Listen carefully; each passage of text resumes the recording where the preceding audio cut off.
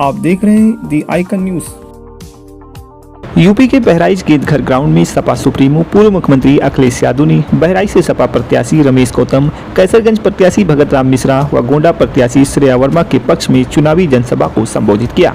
दोपहर लगभग 12:15 बजे अखिलेश यादव हेलीकॉप्टर से पुलिस लाइन पहुंचे। इसके बाद वो 4 पहिया वाहन से कार्यक्रम स्थल रवाना हुए। गेंदघर ग्राउंड पहुंचते ही उनके समर्थकों ने अखिलेश यादव जिंदाबाद के जमकर नारे लगाए। इस दौरान अखिलेश यादव ने विपक्ष पर वार करते हुए कहा कि ये संविधान मंथन का चुनाव है। एक तरफ वो लोग हैं जो संविधान को हटाना एवं बदलना चाहते हैं, दूसरी ओर हम समाजवादी इंडिया गठबंधन के लोग हैं जो बाबा साहब के संविधान को बचाना चाहते हैं। ये संविधान मंथन का चुनाव है। एक तरफ वो लोग हैं जो संविधान को हटाना चाहते हैं, संविधान को बदलना चाहते हैं, दूसरी तरफ हम समाजवादी इंडिया गठबंधन के लोग हैं जो संविधान को बचाना चाहते हैं, बाबा साहब भीमराव अम्बेडकर जी का संविधान को रक्षा करना चाहते हैं। उन्होंने कहा कि जो लोग अपने आप को कह रहे हैं कि कामगार और दमदार, जिस समय बहराइच, गोंडा और कैसरगंज के लोग वोट डालेंगे वो भी होल्डिंग से गायब हो जाएंगे। साथ ही कहा कि डबल इंजन के दावे करने वाले लोगों के दोनों इंजन भी गायब हो जाएंगे। इस दौरान स्टार प्रचारक एवं पूर्व कैबिनेट मंत्री यासर शाह, सपा जिलाध्यक्ष रामहर्ष यादव, अब्दुल मन्नान सहित कई दिग्गज नेता मौजूद रहे। बीजेपी अपने आप को डबल इंजन की सरकार बोलती है। जहां जाते हैं भारतीय जनता पार्टी के लोग उत्तर प्रदेश में, अक्सर हमने और आपने सुना होगा वो ये कहते हैं कि डबल इंजन की सरकार है।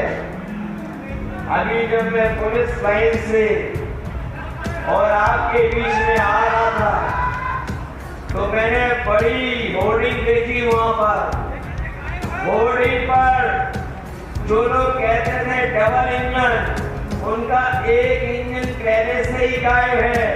और जो अपने आप को कह रहे हैं कामगार और दमदार, जिस समय बहराइच, गोंडा और कैसरगंज के लोग वोट डालेंगे वो भी होर्डिंग से गायब हो जाएंगे। जो डबल इंजन के दावे करने वाले लोग, उनके दोनों इंजन गायब हो जाएंगे। और जो होर्डिंग आपने देखी होगी, जिस खटारा इंजन के लिए ये वोट मांगने आ रहे हैं, वो खटारा इंजन तो कहीं दिखाई नहीं दे रहा है। बताओ कहीं होर्डिंग में वो खटारा इंजन दिखाई दे रहा है क्या? और दिखेगा भी कैसे? क्योंकि भारतीय जनता पार्टी ब्रह्मांड की सबसे झूठी पार्टी है, जो अपने आप को दावा कर रहे हैं कि दुनिया में सबसे बड़ी पार्टी है। अगर उनके 10 साल का कार्यकाल देखोगे तो वो ब्रह्मांड की सबसे झूठी पार्टी है। और अब तक जितनी बातें उन्होंने कही हैं उनकी हर बात झूठी निकली और उनका हर वादा झूठा निकला। जिन्होंने कहा कि किसानों की आय दोगुनी हो जाएगी, हमारे किसान भाई भी आए होंगे, उनके परिवार के सदस्य लोग भी हैं, नौजवान उनके परिवार के हैं। बताओ किसानों की कहीं आय दोगुनी हो गई हो तो बताओ। ना आय दोगुनी हुई और महंगाई बढ़ा करके जो लागत बढ़ाई है उससे हमारे किसान की आर्थिक स्थिति और खराब हो गई। जिस समय सरकार को आगे आकर के मदद करनी चाहिए, उस समय सरकार ने किसानों को बाजार के ऊपर छोड़ दिया है। जो मुनाफा, जो लाभ उन्हें मिलना चाहिए था, सरकार नहीं दे रही है। हाल ही में जो फसल आपकी आई गेहूं की, अगर चाहती सरकार तो आपको ज्यादा कीमत दिलवा देती, आपको लाभकारी मूल्य दिला देती, लेकिन सरकार ने पूरा का पूरा आपको बाजार के भाव छोड़ दिया।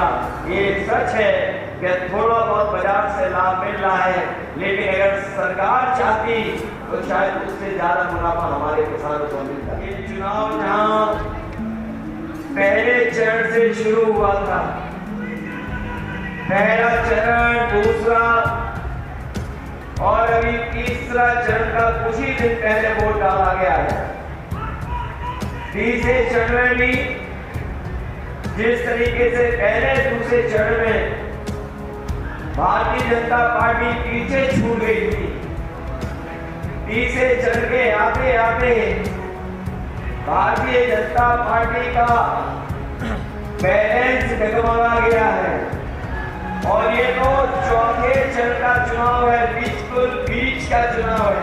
ये 5 मिनट पहले जब खत्म होने वाला हो ना, पीछे तीन चरण खत्म हो चुके हैं, अरे पीछे से ऐसे आ जाओ। चौथा चरण बिल्कुल आपका है और इसके बाद आप आ जाओ। 3 चरण बचे हैं और हमें भरोसा है कि इस बार जो वोट पड़ेगा चौथे और 5वें चरण का भारतीय जनता पार्टी का पूरा बैलेंस डगमगा जाएगा।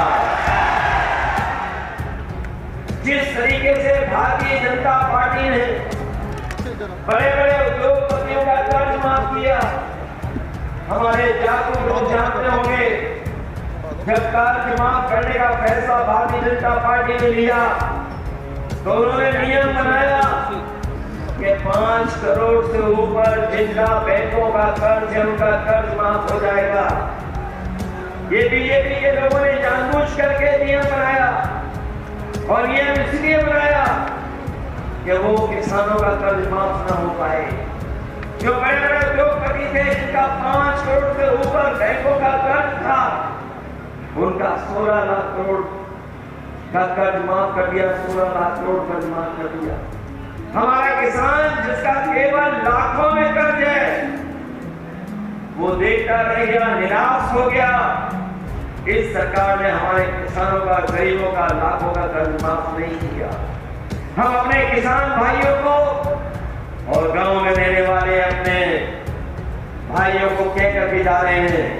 इंडिया गठबंधन ने तय किया और समाजवादी पार्टी ने कि आने वाले समय में दिल्ली में सरकार बनने जा रही है, हम अपने किसानों का भी उसी तरीके से कर्ज माफ करेंगे जिस तरीके से बड़े बड़े उद्योगपतियों का इन्होंने कर्ज माफ किया।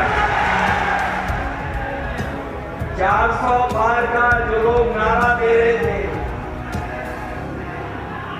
आज जनता के बीच में उनके खिलाफ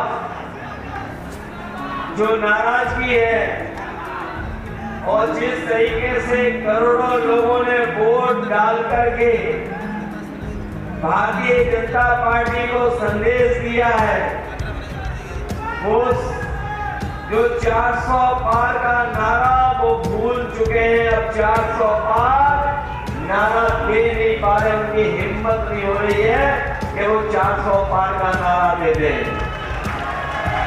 बीजेपी को जनता से खतरा है, वोट डाल के आए हैं, करोड़ों जनता वोट डाल रही है और जिन 60 लाख नौजवानों का इन्होंने नौकरी छीनी है, पुलिस भर्ती से लेके तमाम परीक्षाओं के पेपर रद्द हुए हैं, वो 60 लाख बच्चे, उनके माँ बाप जोड़ दो तो 3 गुना 60 लाख 1 करोड़ 80 लाख, 1 करोड़ 80 लाख का भाग दे दो 80 लोकसभाओं में तो बीजेपी का हर लोकसभा में 2,25,000 वोट कम हो गया। उसका जवाब है उनके पास? अग्निवीर का कोई जवाब है? ये हमारे खाकी वर्दी पहने वाले लोग हैं, ये अगर आउटसोर्स पे हो जाएंगे, इनकी नौकरी 3 साल की हो जाएगी तो ये वोट नहीं डालेंगे खिलाफ क्या?